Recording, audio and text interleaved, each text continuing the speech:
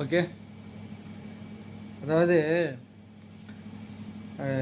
நம்ம ஆளுங்க மட்டும் எத்தனை தடவை பட்டாலும் திறந்தவே மாட்டேன் அப்படின்னது ரொம்ப அடம் பிடிக்கிற மாதிரி தெரியுது.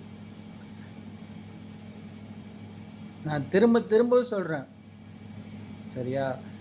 உங்கள் பணத்தை வாங்கிட்டு உங்களுக்கு ஒரு விஷயம் அவன் செய்ய போகிறான் அப்படின்னா அது எதுக்கு அப்படின்னு தான் என்னுடைய கேள்வி. அது எதுக்கு அதை பண்ணுறீங்க? அது ஒரு இன்வெஸ்ட்மெண்ட் மாதிரி. அவன் அதை ப்ராப்பராகவும் திருப்பி கொடுக்க மாட்டான் அப்படின்னு சொன்னால் யாரும் கேட்க மாட்டீங்க. மை வித்திரி அப்படி என்னமோ பெரிய லங்கோடு மாரி பேசியிருந்தானுங்க. அவனே அம்மா ஒரு யூடியூப் சேனலில் வச்சு டெய்லியும் வந்து பேசிகிட்டு இருந்தவன் இன்றைக்கி அவனே எவ்வளோ பெரிய வேலை பார்த்து விட்டு போயிட்டான். அப்படி இருக்கும் பட்சத்தில் இவெல்லாம் எம்புட்டு அப்படிங்கிற மாதிரி இப்போ ஒரு சம்பவம். ஏதோ 20,000 கட்டி ஏதோ ரீட் பண்ணாக்கா எவன்டா செய்வான்டி பைத்தியக்காரனுங்களா,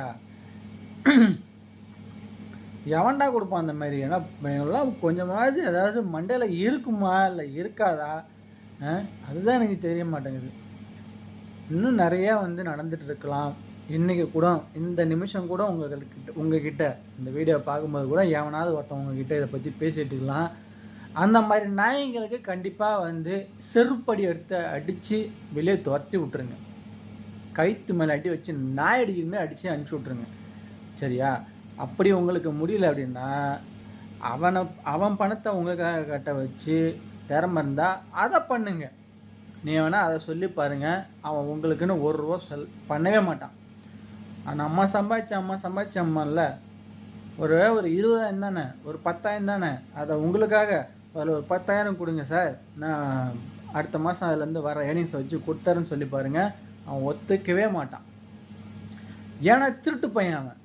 ஒன்றா நம்ப திருட்டு பையன் அவன். நீங்கள் நல்லா இருக்குன்னு நினைக்கிறவனா இருந்தால் அவன் பணத்தை கொடுத்து கட்ட சொல்லுவான். அவன் ஒரு மோசமான திருட்டு பையன், அதனால் அவன் பண்ண மாட்டான். தயவு செஞ்சு இதை யாரும் நம்பாதீங்க.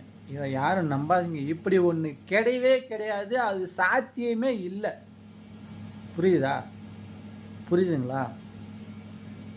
சாமி புரிஞ்சா சரி.